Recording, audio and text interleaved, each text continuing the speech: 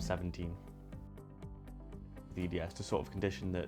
it sort of messes with your joints a bit. It's quite hard for them to stay in place. I have a lot of issues with dislocating shoulder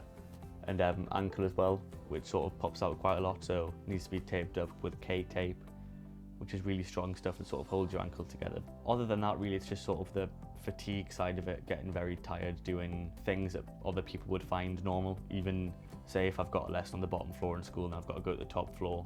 going up 3 flights of stairs is something that I would find quite difficult. That's definitely something that people sort of underestimate, how much it takes out of you and how difficult it really can be just doing things that everyone else would sort of find normal. My mum's really the one that suffered more than anyone else, because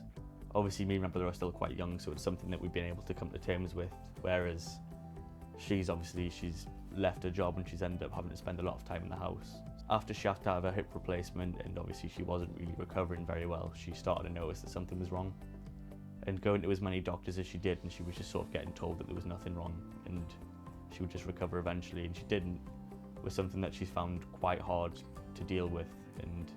we've all found quite hard to deal with in a way, because obviously you don't really want to see someone that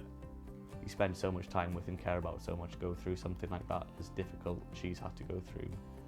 more than us even. My mum's always been a very sort of bubbly, happy person, but obviously since this happened she's been a bit more sort of reserved, but she still loves to go out with her friends and loves spending time with the dog and us as well. She's just an all-round very happy person.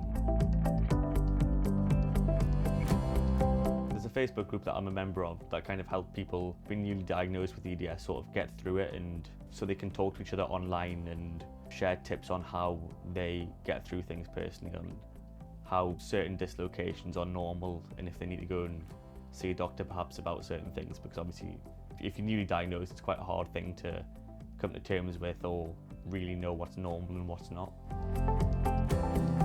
We're going to see a specialist on the 18th of November. The specialist appointment's mainly about getting the right help and physio that we need to be able to stay fit and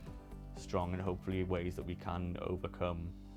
things that we have been going through and things that we've been suffering with recently, such as the dislocated shoulder, if there's any ways to keep that the way it should be, and sort of right exercises that I could do. Hopefully it sort of does get better from here. If we get the right support and